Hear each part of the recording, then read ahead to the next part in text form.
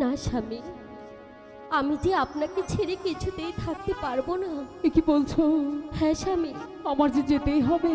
আজ যে বিয়ের রাত, আমি এইভাবে আপনাকে যেতে দিতে পারি না স্বামী। ওগো, ওই কালো গাজীর আদেশ, আমার যে 12 বছরের জন্য বাণিজ্যে যেতেই হবে কমলা। তাই বলছি, তুমি আমাকে হাসি মুখে বিদায় দাও কমলা। দূরে